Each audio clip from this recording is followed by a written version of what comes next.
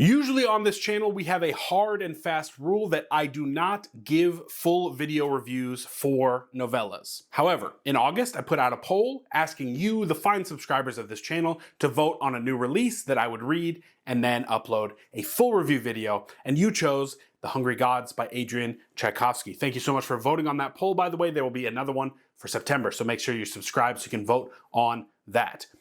Without further ado, let us jump into the full review for the pretty good novella by Adrian Tchaikovsky, The Hungry Gods. So we start where all good book reviews should start, as my third grade teacher taught me, with the plot of the novella. It's pretty straightforward, a pretty simple plot. It's a post-apocalyptic, beaten down, environmentally fractured world. We find our main characters, humans, being sorted, assuming the roles of different animals for each different tribe. So what I mean by that is there's the rabbit tribe. That's a group of humans who take on characteristics of rabbits.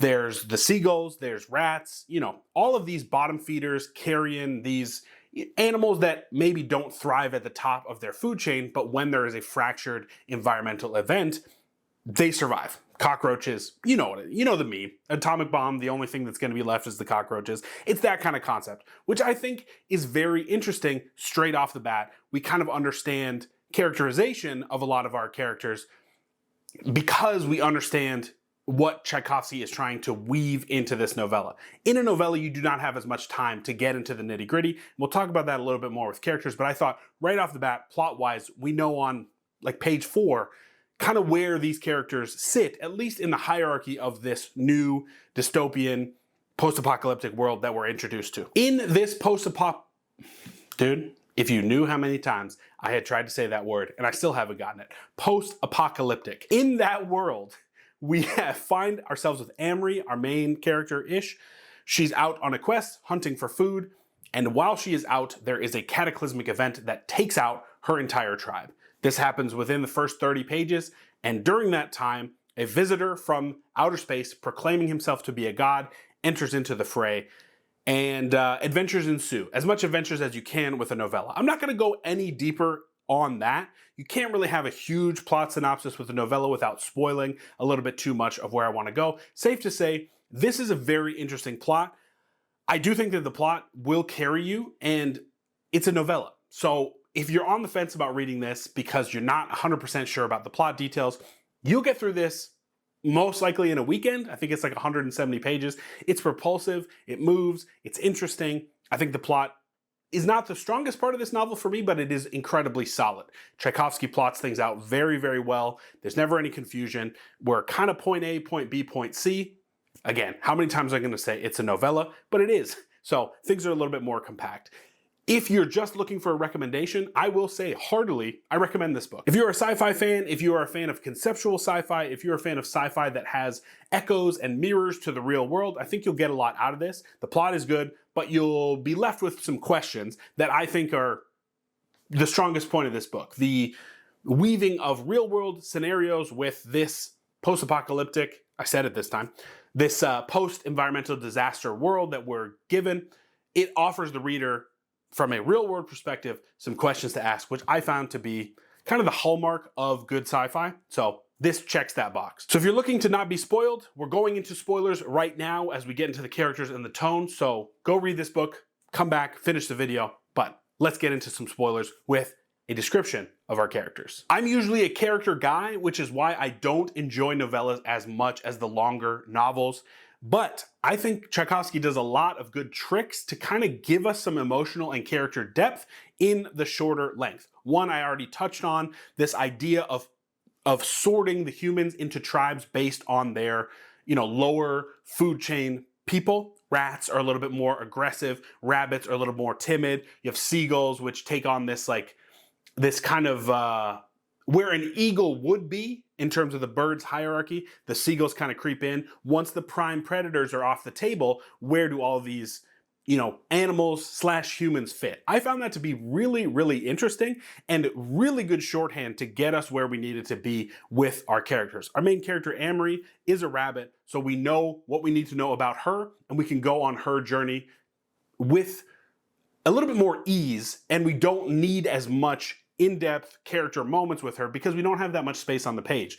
We kind of need to get with the plot if we're gonna fit the 170-page runtime read time. So I found that to be really interesting. Let's talk a little bit more about Amory. Again, not a ton of depth here. That's par for the course with novellas, but I did think that there was enough for us to understand as our main avatar, as our main audience surrogate. I think she works pretty well. I think her journey from timid rabbit to someone who kind of games the system and may even be creeping into someone who abuses the system towards the end of the novel is really fleshed out well.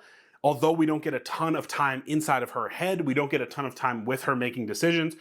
It's never confusing why she's making the choices that she's making, why she's acting and reacting to what the plot is offering her. This is just the mark of a good author. We don't have a ton of time, but we still know everything that we need to know why this character is acting the way that they're acting, and I never felt soured with my experience with her. The standout character for me, and I think probably the reason that Tchaikovsky wanted to write this novel, is Guy Vestron, who is the quote-unquote hungry god that enters into our world around 20 pages in. Now, Guy is pretty clearly an avatar to some of the tech bioengineering moguls that we are facing in the year of our Lord 2025. As we continue to move towards a more technocrat style world, we see a lot of these big bad villain types creep up into our popular media. I think it's the easiest thing in the world to make your villain be a billionaire in today's day and age, so much so that it is starting to become lazy. I have seen so many movies this year and last year that are just like, this guy's a billionaire, he's bad. That's all the characterization we're gonna give you. Okay, cool. That's totally fine. I just talked about shorthand. Sometimes you don't have as much time to flesh out a character. Now, Guy does fit into that just a little bit, but he's given enough, I guess, character moments that he feels a little bit more fleshed out. He is betrayed by the three other humans who have left Earth because of this apocalyptic event. They've left Earth. They are trying to determine how to reintegrate into Earth so that they can become kings, basically. They can become the rulers, the gods of this new planet. Very interesting concept. He has been betrayed on his re-entry into Earth because each of the gods has their own specialty and their own way that they want the world to be molded. One of them is more interested in flora. One of them is more interested in plastic. It's a pretty interesting concept.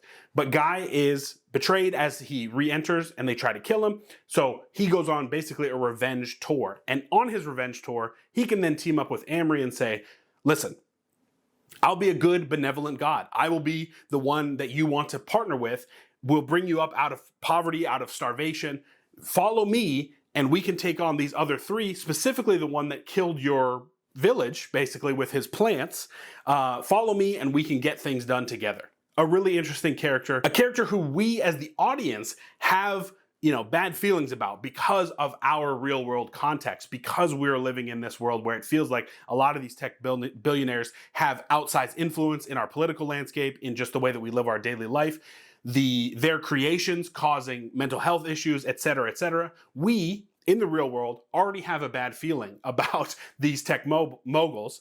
And so it's very interesting that I can bring in a lot of my preconceived notions and baggage towards this character, always have kind of a standoffish nature. And while we watch our main character build more of a relationship, we can have in the back of our head, I don't know if this is really gonna work. Another really interesting thing that a solid author in Tchaikovsky does, I really enjoyed that part of it because it's never outright stated Guy's intentions that he's going to be this despot or this dictator, but we always feel that as the reader. The main characters and the characters interacting with Guy may not feel that, but we have that in the back of our mind. And I thought that was just a really, really interesting piece that kind of shorthanded its way in. Another mark of a good author. I really like Tchaikovsky's writing, if you have not noticed. Tonally, I think Tchaikovsky is a head above a lot of other sci-fi that I read. Now, I'm not incredibly versed with sci-fi as I am with fantasy, but I think a lot of times in the sci-fi world, what people get wrong or things that grate against me is an inability to hold on to a specific tone. There will be highly comedic moments, and then there will be followed by incredibly depressing, post-apocalyptic, dystopian moments. And that can cause some whiplash. I feel that Tchaikovsky is a little bit more measured with his tone, a little bit more consistent with his tone. This is a stark world, and we know that from page 1 all the way to the end of the book. It really, there are moments obviously of humor, there are moments of levity, but tonally, kind of like a blanket of grime and grit and despair kind of hovers over this book the whole time.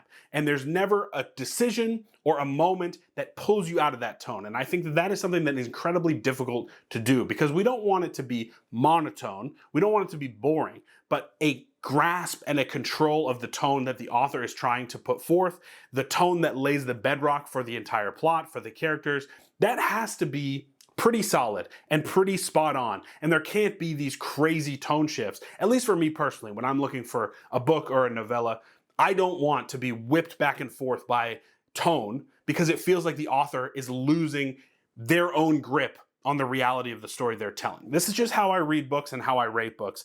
So for me, if the tone is solid, it really goes a long way. And I feel like Tchaikovsky has such a grasp on the tone that he is trying to write. I read one of his novels earlier, Shroud, that felt from page 1 to the end of the book, there was a competent ship captain that was taking me on this journey. And that I love to feel that from an author. And it's no different here. Even in a novella, the tone stays consistent. We're always feeling this, I guess, just cloud of malaise. How would you survive in a near starvation world, in a world that really doesn't have any of the creature comforts that we're used to, that humans are basically turning into animals in the way that they interact with other humans? That tone of despair is just always permeating every page of this novel, and I really, really enjoyed that part. Overall, was kind of hard for me to grasp how I would rate this. I'm giving it a 3.5 out of 5. It could creep up to a 4. I have a really hard time rating novellas because they do feel like just singular Black Mirror episodes. And with Black Mirror, you have the ability to rate the entire scope of a season, which is usually like 4 to 5 to 6 episodes. A novella, 170 pages, is hard to make a strong judgment to be like, this is the best book you'll ever read, or this was terrible. Usually with novellas, they kind of fit somewhere in the middle for me. 3.5 out of 5 with a potential to creep up to 4. I do recommend this. 1, because the length. It's really easy to recommend a 170-page book because you will most likely get through it in about 3 to 4 days. If you're like me and you're a psychopath, I got through it in about an evening, but I read pretty fast. I think that this is worth your time, which is hard to say for a lot of these sci-fi books. So if you're looking for a novella that is going to leave you with some questions, some sci-fi questions, some questions about the nature of man and humanity, give this a go. I think that you will enjoy it. Thank you so much for voting on it. Like I said, we will be doing another one of these vote for review videos in the future, in September specifically. So make sure you subscribe so that you can be a part of that. Please vote in the poll when it comes out. That would be very nice for me so that I'm not just, throwing ideas out into the ether. I really do appreciate you hanging out with me. If you've read this book, let me know what you think down in the comments. If you read any of Tchaikovsky's other works and you want to give me a recommendation for kind of his cream of the crop type stuff, I would love that as well. I hope you are reading something that is very, very good, and I will see you in the next video.